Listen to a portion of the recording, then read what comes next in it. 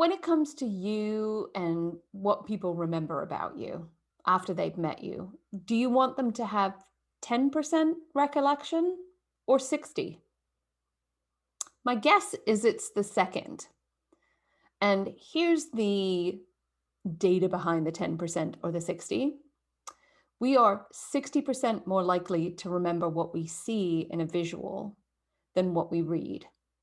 So why then are we making people read resumes? Why aren't we creating graphics that tell our awesome story? Tune in and learn how we think about creating executive graphics and the power that they can have to tell your story, whether you're looking for a job, a promotion, or just trying to help make it easier for other people to understand why you are uniquely awesome. Join us.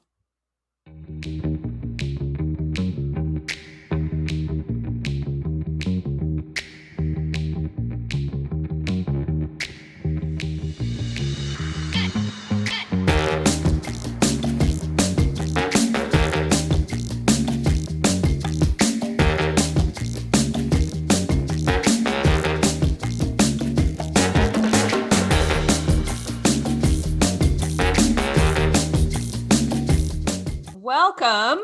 I am Joanna. For those of you who I have not met before, your potential fairy godmother. For those of you that have been before, nice to see you. Welcome back. Lovely to see you, Dawn. Love the pink. I'm always a fan of the colors. I'm debating whether I should start wearing wigs because clearly we're just doing the sleek ponytail look today. For those of you that are new to the show, give us a wave. We love to see you, cameras on, and all of that good sort of stuff. We are new year, new you. So just a head up on the format for today. I will be talking through the whole idea of today's show, which is how do you solve the idea of talking about your awesome self in the graphic format and why I think that's important. We will, as usual, have our magic time where we give a free one-on-one away with me. Kelly's going to be pulling that out from the people who are still in attendance.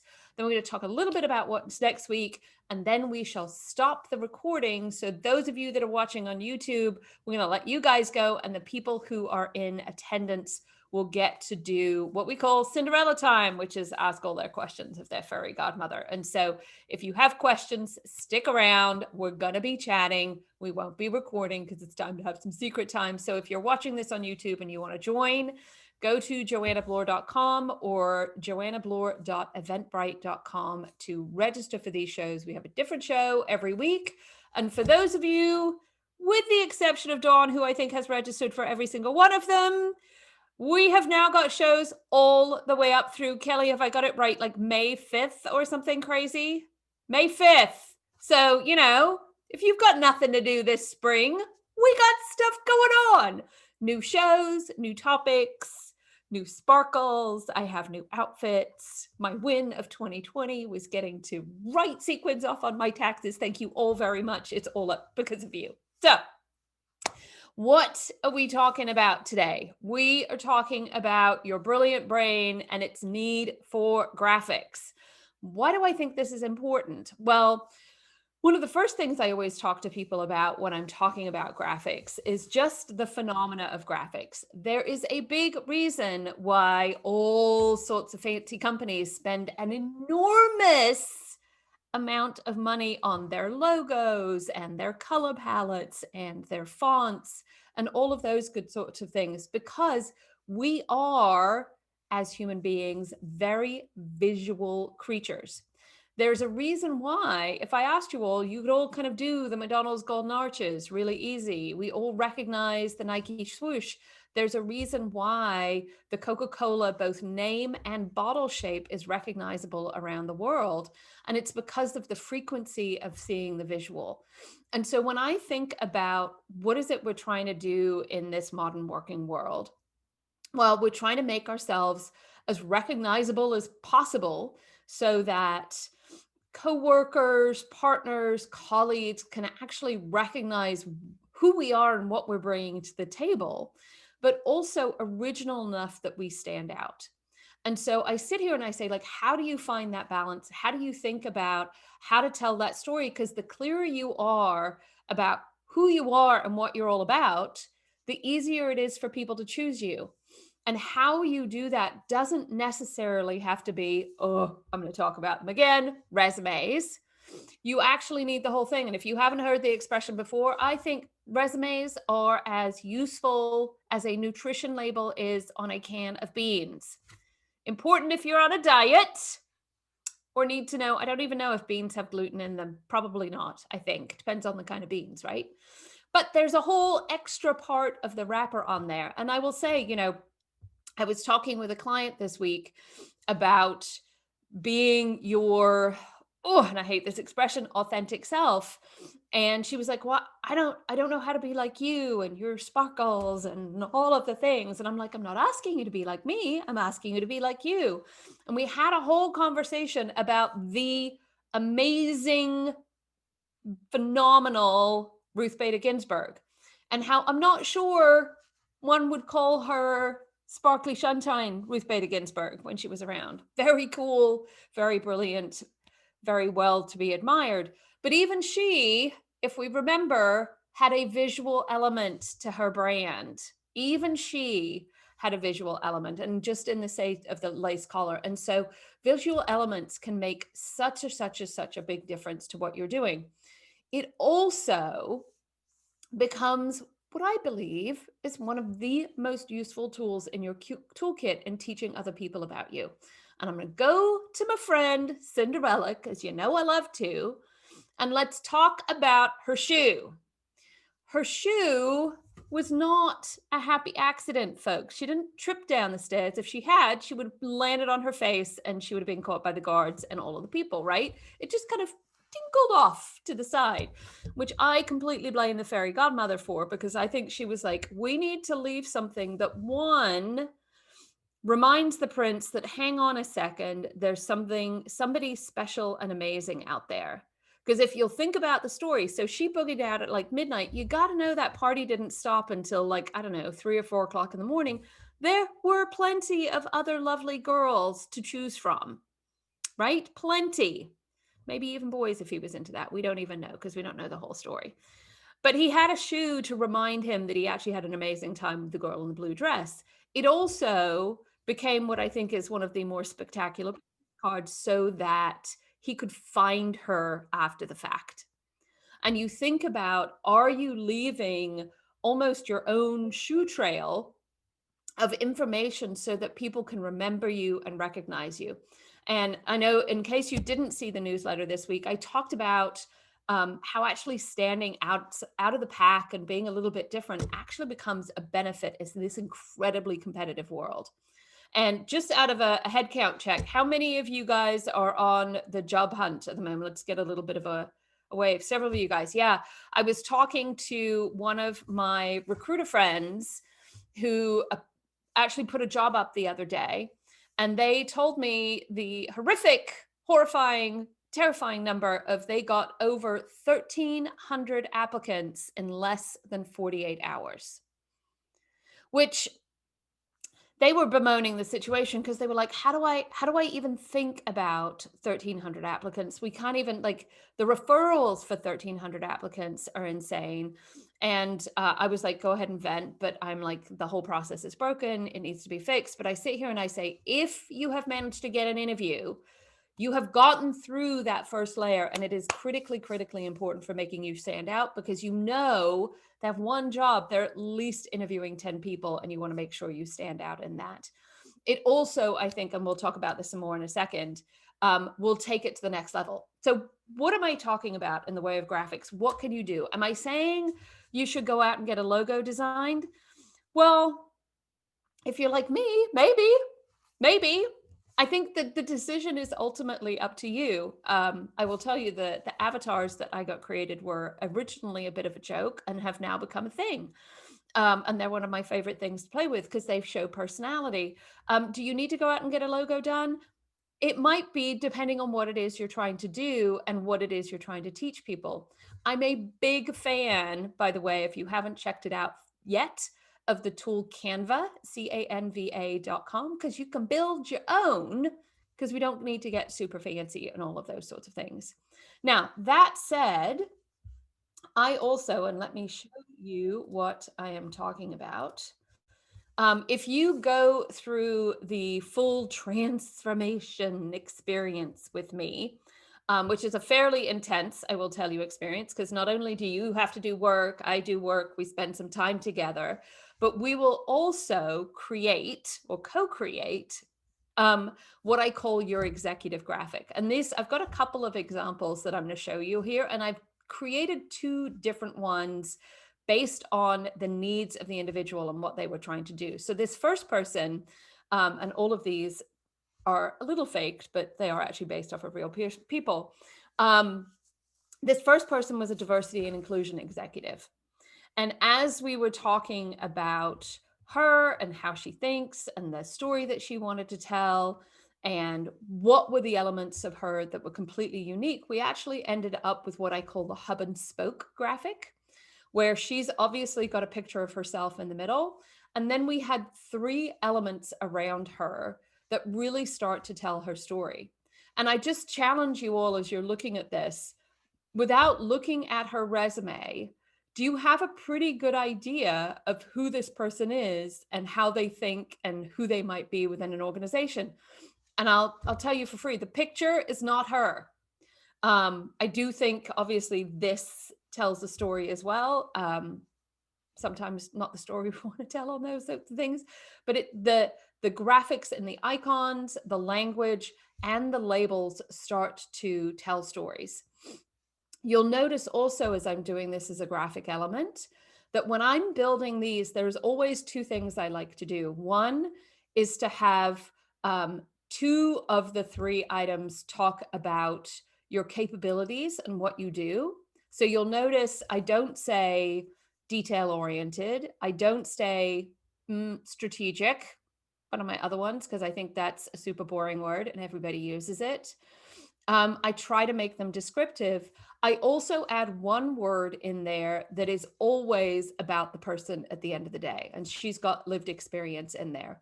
Mine, as an example, is I'm also consider myself an inventor, but I also call myself an amplifier. So I'm an inventor amplifier. And then my third circle is, shockingly, humor. Because for anybody who has worked with me for more than 5 seconds, you will know that this sparkly Joanna has always been inside me and it just needed time to come out. And I've always led with brilliance, but also an enormous amount of fun and a sense of humor in what it is I'm saying. And so really allowing within your graphic your personality as much as your capabilities to shine through. Another example that I want to show you is for a different scenario. And this is what I call the timeline graphic. And we use this timeline graphic for the situations when somebody has a really difficult resume story to tell. And this person specifically started out their career as a CPA. They then became a lawyer, and then they became a CFO. And if you're out shopping for a CFO, that's a kind of a strange story to tell in the world of legal and finance. And specifically, why did she shift from CPA to lawyer and then from lawyer to CFO? And so what we did was create this graphic of how she moved through her career to actually allow her to bridge her story and timeline. So this became an add-on graphic that came with her resume, so that if anybody, like if the decision maker was sharing this with somebody else, they almost had a cheat sheet to start to tell her story. And I think you can use different graphics for different situations. Like I'm a big fan of Venn diagrams. I think they do an amazing job of giving a multidimensional image of who you are, especially if there's overlap. Although I do challenge you, if you're doing a Venn, there needs to be an overlap opportunity. If there's not an overlap opportunity, then the hub and spoke scenario is really great. If you are talking about your thinking process, like I do step 1, step 2, step 3, step 4, actually doing a process flow diagram can really tell that story as well. If you want to show a story of impact, so interestingly, this diversity and inclusion executive I was talking about, as we talked through her history and the story we wanted to tell about her, we could see how she had a little bit of impact, a little bit more impact, a little bit more impact, a little bit more impact. So we are going to separately work on building an impact funnel showing how she has, while she has shifted through her career, her impact within the organization, and not necessarily through revenue or direct reports, but actual impact to the bottom line has evolved over time. So actually using a sales funnel is a really good idea. And then I'm just looking at my notes. As I mentioned, like if you have got a process that you use, if you are thinking through something and have a way of doing things, and you're wanting to teach your audience that, then the process graphic is great for that. Bottom line on all of your graphics is there are two key and big questions. What is it you want them to remember? And how do you make sure that thing is both, and this is where a Venn diagram does come in, recognizable and original? Here's the last thing I'm going to say on this. When you are creating graphics, less is more. When you're creating graphics on all of these sorts of things, less is more. I actually learned the other day about what this thing called the dilution effect. Let me explain to you what it is, because I was all like, what is this? And why does this matter in this world of work that we are in? Let me just start by saying, as you are thinking of words that describe you, you are all of the words. You are probably part inventor, you are part humanizer, you are part amplifier, you are part visualist, you are part operator, you are part builder. You're all of the things, because to be able to thrive and survive in today's modern working world, you have to be able to do all of the stuff. You are more some than you are other words. And if you add all of them, like if you do a big hub and spoke that has like 20 things around it, what the dilution effect does is it actually dilutes the value of all of them. The fewer you have and the tighter you are with your graphic and the words that you use, the tighter you are and the more recognizable your value is. Here is a real world scenario that I know every single one of you have lived through. And thank you very much to if you go onto my Twitter feed, you'll see the TED Talk where the guy talked about this. But if you think about when any of you have gotten any medicine prescribed to you, and if you'll remember, your medicine comes with an essay of all of the things that might happen to you if you take this drug. And it might have death, blindness, heart attack, car accidents, dizzy spells, loss of hearing, all the way through to the hiccups. And I guarantee you that if you got a report with your medicine that only had 2 things on there, maybe even 3, of you might die, you might have a heart attack, you might go blind, you wouldn't take the drug.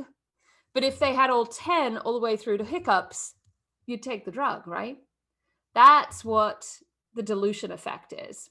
Drug companies actually put more things on there so that when death and or a major health issue is the first one on the list, it actually is diluted by the fact that there's more. The reverse exists for human beings. You don't want to have all of the words. You actually want to have the ones that matter.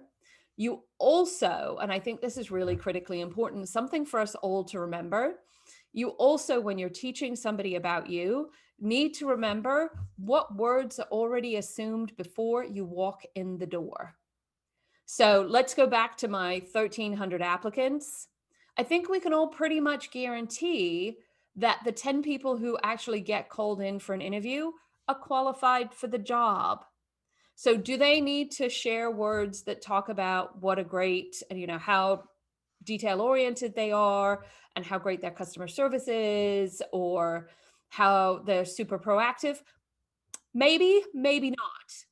But really thinking about the context and the situation that you are in, and again, coming back to my key question, What is it you want them to remember? Super, super important. So I always say, like, what do they expect versus what do you need? And where are you in the process of teaching people? Now, I know in this conversation, I've really focused on, are you going for a job? Because I know there's a couple of people on here. This is also super important if, like, say, for instance, you're doing a performance review. Imagine for a second, you're doing your annual review and you come in with a graphic to talk about who is it you want to be in the upcoming year. Talk about standing out in that conversation. So often when we think about performance reviews, we only talk about our past. I think it's time to start talking about our future. Imagine for those of you who are getting new jobs that especially now that we are in this virtual world, like I don't know anybody who's not working remotely, you're probably going to have a lot of meetings and one-on-ones and get to know you time at the early stages of your new job. What a great opportunity to create them with a little graphic, almost like a playbook for you on how you think. It's a bit of a cheat sheet to make it easier for people to remember how you think and what it is you do. Because the facility in that not only helps you talk about who you are and what you're all about, but also helps other people understand how to collaborate with you. So these ideas can play out throughout your career, whether you're looking for a job or you're just trying to understand. The last place that your executive graphic, I think, is really important and really can have huge impact is with your adventure guides, personal board of directors, mentors, sponsors. I was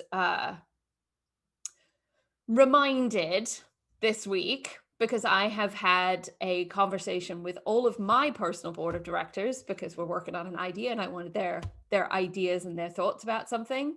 That one of my sponsors still saw me as Joanna, the version he remembers. Now, I will give him a credit that he has known me since 1997, which is when he first decided that I needed to be plucked out of oblivion and put on a career path that I was not expecting. But he did not call me an inventor amplifier. He called me a builder, and I forget what the other one was because I was like, I'm not that anymore. And we had a whole conversation about it because I was like, wow, it's really wonderful to hear that that's how you still see me, but here's who I am trying to be today. And so if you have sponsors or mentors who are fans of yours, but keep thinking about who the past you is and not who the current you is, or more importantly, who the you want to be is, you can use these as a really easy way to have that conversation, because just having a chat, there's an enormous amount of preconceived brand, preconceived concepts, and frankly, lived experience that you're having to flip around, and being really upfront with that group of people around who you are and what you're all about is super, super important. So step one, Canva. You also know I am a big, big fan of the beautiful.ai platform for creating graphics as well. It's what actually creates those executive graphics for me that I've seen. If you are an artistic person, whatever platform it is you have, go out and create one. And I challenge you all on this call today, like, go make one for yourself. Even if it's just, and if you've been on a call with me, you will know that I always have a notepad and I'm drawing stuff and doing this on the camera and I'm going, this is what I'm talking about, where I draw stuff for people because I think visuals are very important. But go out and draw one for yourself, and then go find somebody who knows you and loves you professionally and share it with them. This is my challenge to all of you. Share it with them. My only caveat is you are not allowed to ask the question, what do you think? You are also not allowed to say, I would like you to give me some feedback. As of a couple of days ago, I've decided that feedback is another one of Joanna's banned words, because feedback has been usurped for people to give criticism rather than actual feedback. And if you look up the definition, feedback isn't necessarily criticism, but this is the world we are now living in. We're just going to stop that because it is unnecessarily to be critiqued. Plus, the question that you are looking to the answer of is not, do they like it? The question you need to get answered is, what do they think about it? Like, what do they remember? What story does it tell? What does it make them say about you?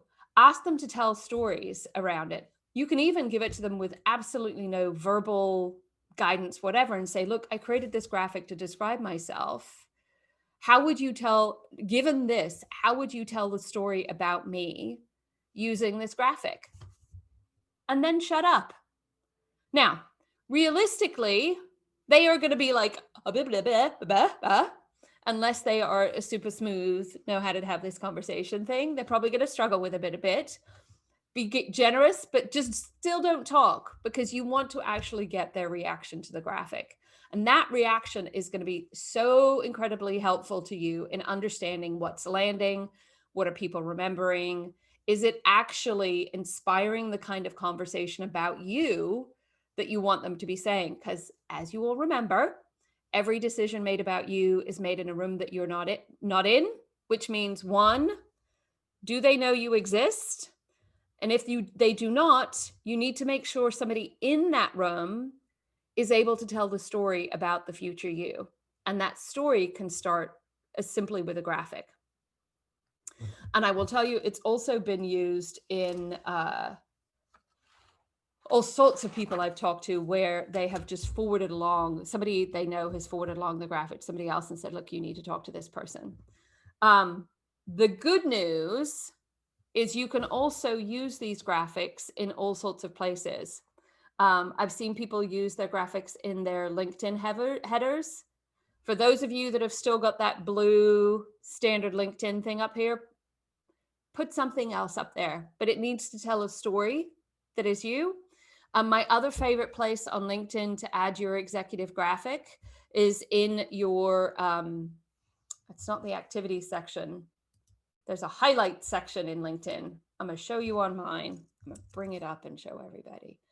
But in the highlight and portfolio section, again, if you've been following me on social media, on both either LinkedIn or Twitter, you'll see that I have shared a couple of examples of people doing what I think are really great examples of using graphics, whether it's a slideshow and telling a little bit of a story, or even just putting the graphic in their header. And here I will show you mine. Of course, my computer's decided to be super slow. There we go. When I come back in just a second, but putting them in there, there's absolutely, if you're out looking for a job, no reason why you can't put it in your signature. For those of you that get emails from me, we actually have a video instead of just a graphic, because I'm about three-dimensional telling of stories graphically. You can put all of those different pieces of information into the graphic, but coming back and asking yourself, like, what is it you want them to remember?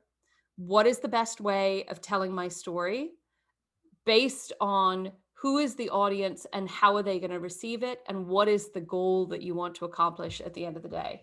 And hopefully my LinkedIn profile has come up. Yes, the featured section. Let me show you what I'm talking about. You're going to see my edited version, but you'll notice here down in featured, I've got all sorts of different graphics and articles and almost a portfolio approach to how I think about things, because what people are looking for in your LinkedIn profile is your header. Notice I have a graphic that is not of the blue blob up there, and they're looking at your title. They are then scrolling down and graphic scanning your logo icons, because yes, your corporate graphics do help for you. And then they are coming up and reading your about and looking at your featured. And so are you being powerful about who you are in all of those places as you're thinking about your brilliant brain on a graphic? And again, process or multidimensional. I love the hub and spoke. If you've got an overlap that makes sense, Venn diagrams are fantastic. And then timelines are particularly effective in telling what looks like a random story on your resume, but it's actually a cohesive one. My only challenge for you on timeline graphics is make sure that you talk about the future self and not just the past self, because it's the future you that is being purchased at the end of the day. Last but not least, in this area of Brilliant Brain on graphics, I want to remind everybody, and these numbers I have no doubt have gone up, 17.5 billion resumes submitted in the United States of America in 2017. While having a tight and concise resume is super important, please do not spend hours and hours and hours on this thing, because it is not, I believe, the thing that will get you the opportunity.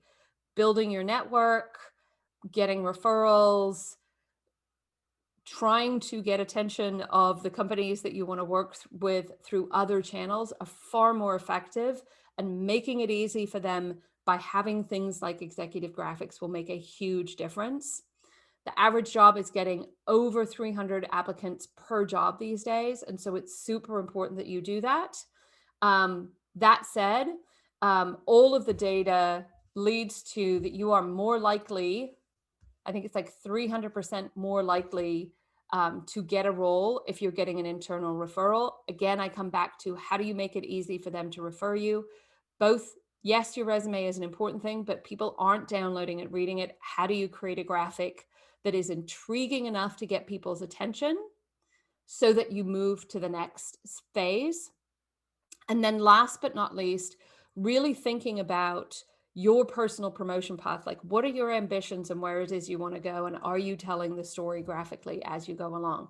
You can have real impact in your visibility, your ability to stand out, and your ability to get promoted as you go through. My favorite example of that, and my longest client, I've been working with an executive at Salesforce for, well, she wasn't at Salesforce at the time, but for 5 years now. And she's had several breaks, but her most recent big break when she was at her previous employer was because we had gone in on her LinkedIn profile and made sure that her visuals were as fierce and stylish and edgy as she was, so that when her boss's boss saw an opportunity for somebody to represent the company, the opportunity to choose her, which then gave her spectacular exposure and opportunity to meet other people, was kind of a no-brainer. No one questioned that she even shouldn't be considered, which I always think about those moments of making sure all of the kit and caboodle is in place for you. Okay, so that is my long lecture on graphics. I would love to see examples. And so as I challenged you all to make one, feel free to send them in to us at hello@theamplify lab. We'd love to be able to take a look. You will also notice that I have started to give shout outs to people when they're doing good stuff, because I want to see you getting out there and talking to other people about you. Just out of curiosity and a handshake, I know this isn't appropriate for the people watching on YouTube, but how many of you would be up for sharing it with each other to give feedback to each other? For those of you that have shown up, should we do that for a future opportunity? Dawn, you're always in for jumping in. Okay, a couple of you guys. All right, well, we'll think about how to make that happen. We might have to put up like is it Trello board or maybe something like that? We can all share our graphics. That's an interesting idea, Kelly. We should tap into that. Speaking of interesting ideas, you all saw the screen. It is magic time, which means that, drum roll please, we need to know who's getting the magic happening this week. Well, I'm excited to announce it. I put all the names in the hat, and today Monica Shen-Knotts is our winner. Yay, Monica. I am very excited. I know you actually have some of the goodies, so I'm going to be able to see what we're going to be able to do with that. So round 2 with Monica. Yeah, Monica went through the one of our programs, and I think we just got you Armed and Dangerous the other day, which is super fun. Have you made some great stuff? Yeah. Thank you. Did we? I'm pretty sure we did an executive graphic for you, didn't we? We did. Have you taken it out for a spin yet? Not visually, but I have used it to describe it to somebody who I was speaking on the phone with. And do you want me to pull it up or do we just talk don't about worry it? about it. I was curious if you'd use it. Yeah, this is use case number 50,000 of the executive graphic. Is Monica's not the only person who has talked about how it's become a bit of a cheat sheet for them on how to remember how to talk about yourself in a compelling way, because yes, when the chips are down and you're having an interview, it does get a bit nervous. And so lots of people do use their cheat sheet for that. So Monica, I will look for our call coming up. For those of you who are new, we do give away a 30-minute one-on-one with me at every single one of these shows. You just have to be in attendance to make that happen. And Kelly pulls the magic hat out of the hat. Super excited. Thank you. You are more than welcome. So challenges moving forward, as I want you to choose a new you. Next week, if you are not registered for it, we are going to be talking about how to ask your network for help. I just talked about the 17.5 billion or the 1300 or whatever. The most powerful thing you can do is ask your network to help you if you're looking for a job or need, I wasn't going to use the word feedback. I'm going to have to come up with a new word for it. If you want guidance on your promotion path, or you're looking to build a team adventure guides or a personal board of directors, it is all, in my opinion, about relationship capital and how you build it. What is it? Why is it critically important in your career? And how do you do it in a way that doesn't make you sound terrible and actually makes everybody happy at the end of the day? So that's what we're going to be talking about next week.